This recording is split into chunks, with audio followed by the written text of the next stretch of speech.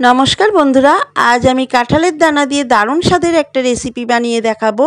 কাঁঠালের দানা আমরা ভাজা খেয়ে থাকি, ভর্তা খেয়ে থাকি বা ভাতে খেয়ে থাকি।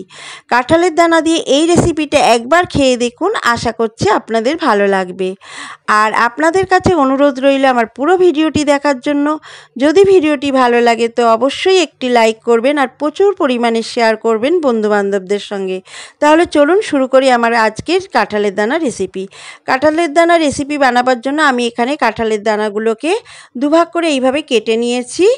এবারে এই কাঁঠালের দানার খোসাগুলো খুব শক্ত হয়, তার জন্য আমি গ্যাসের উপরে একটা পাত্রে জল গরম করতে বসিয়ে দিয়েছি। দিয়ে কাঁঠালের দানাগুলোকে দিয়ে দিলাম, দিয়ে একটু সেদ্ধ করে নেব। এইভাবে কাঁঠালের দানা সেদ্ধ করে নিলে কাঁঠালের দানার গায়ে যে শক্ত খোলাটা থাকে সেটাও ছাড়িয়ে যায়, আর কাঁঠালের দানাগুলো খুব ভালোভাবে সেদ্ধ হয়ে যায়। দেখুন কাঁঠালের দানাগুলো আমার সেদ্ধ হয়ে গেছে, একেবারে গলে যাবে না, একটু শক্ত শক্ত থাকবে। এই অবস্থায় কিন্তু নামিয়ে নিতে হবে। আমি এবারে গ্যাসটাকে অফ করে দেব, দিয়ে কাঁঠালের দানাগুলোকে নামিয়ে নেব। নামিয়ে খুব ভালোভাবে ধুয়ে নেব, নিয়ে একটু ঠান্ডা জলে ভিজিয়ে রাখবো। দেখুন কাঁঠালের দানা সেদ্ধ করার সময় অর্ধেক এই শক্ত খোলাগুলো ছাড়িয়ে এসেছে, আর যেগুলো ছাড়াইনি সেগুলো আমি হাত দিয়ে ছাড়িয়ে নেব।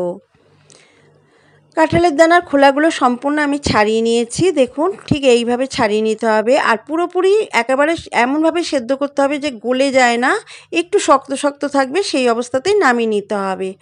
এবারে এই খোলাগুলোকে কাঁঠালের দানাগুলোকে এক সাইডে রেখে দেবো। রেখে দিয়ে গ্যাসের উপরে একটা কড়াই বসিয়ে তেল গরম করতে বসিয়ে দিয়েছি। তেলে অল্প একটু হলুদ দিয়ে দিলাম।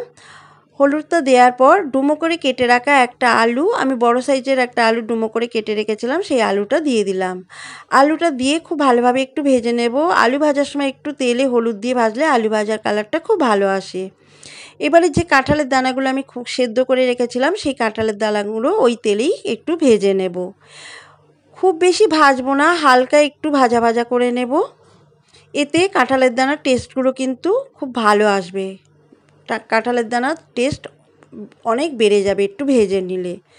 ভাজা হয়ে গেলে তুলে রেখে দেবো। ওই তেলেই একটা শুকনো লঙ্কা ফোড়নের জন্য দিয়ে দেবো, আর হাফ চা চামচ গোটা জিরে ফোড়নের জন্য দিয়ে দেবো। ফোড়নটা কয়েক সেকেন্ড ভাজা ভাজা করে নেব। ফোড়নটা ভাজা ভাজা হয়ে গেলে এখানে আমি একটা বড় সাইজের টমেটো কুচি করে রেখেছিলাম, সেই টমেটো কুচিটা দিয়ে দিলাম, আর অল্প একটু আদা গ্রেট করে রেখেছিলাম, সেই আদাটা দিয়ে দিলাম।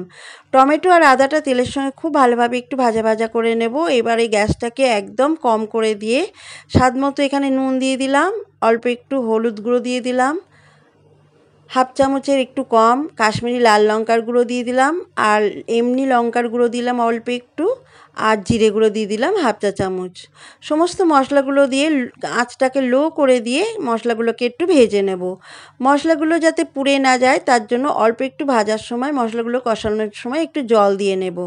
জল দিয়ে এইভাবে মশলা কষালে মশলার টেস্টও বেড়ে যায় আর মশলাগুলোও পুড়ে যায় না। জল দিয়ে দেখুন খুব ভালোভাবে অনেক সময় ধরে আমি কষিয়ে নিয়েছি। এবার দিয়ে দিলাম অল্প একটু চিনি। যেহেতু নিরামিষ রান্না একটু চিনি দিলে টেস্টটা ভালো লাগে। দেখুন মশলা থেকে তেল ছেড়ে দিতে আরম্ভ করেছে। এবারে যে কাঁঠালের দানা আর আলুটা ভেজে রেখেছিলাম সেই কাঁঠালের দানা আর আলুটা দিয়ে দিলাম। দিয়ে মশলার সঙ্গে খুব ভালোভাবে কষিয়ে নিতে হবে। মশলার সঙ্গে খুব ভালোভাবে কষানো হয়ে গেলে এখানে গরম জল দিয়ে দেব। বন্ধুরা এই রেসিপিতে গরম জলটাই দেবেন, তাহলে রেসিপিটা খেতে বেশি ভালো লাগবে। জলটা দিয়ে পরিমাণ মতো জলটা দিয়ে 3টে চেরা কাঁচা লঙ্কা দিয়ে দেব। দিয়ে ঢাকা দিয়ে আমি 9 থেকে 10 মিনিট এটাকে একটু মিডিয়াম আঁচে রান্না করে নেব একটা ঢাকা দিয়ে। 9 থেকে 10 মিনিট পর আমি দেখাচ্ছি, দেখুন আলুটা সেদ্ধ হয়েছে কিনা দেখে নেব। আর কাঁঠালের দানা তো সেদ্ধ করাই ছিল আমার। একদম আমার কাঁঠালের দানার তরকারি হয়ে এসেছে, রসা বা তরকারি যেটাই বলেন না কেন। এবারে আমি গ্যাসটাকে অফ করে দেব, দিয়ে একটা পাত্রে সার্ভ করে দেব।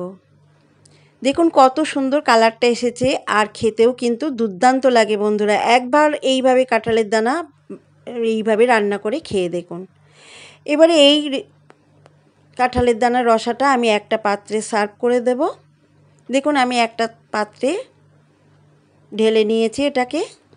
আমার আজকের এই কাঁঠালের দানার রেসিপি যদি ভালো লাগে তো অবশ্যই একটা লাইক করবেন। আপনারাও বাড়িতে বানান, আর যদি বাড়িতে এইভাবে বানান তো কমেন্টসে আমাকে লিখে জানাতে ভুলবেন না খেয়ে আপনাদের কেমন লাগলো।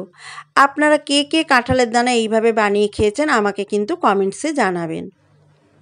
আবার ফিরে আসবো পরবর্তী একটি রেসিপি নিয়ে। ততক্ষণে সবাই ভালো থাকবেন, সুস্থ থাকবেন। আর আমার ভিডিওটি এতক্ষণ ধরে দেখার জন্য সবাইকে অসংখ্য ধন্যবাদ।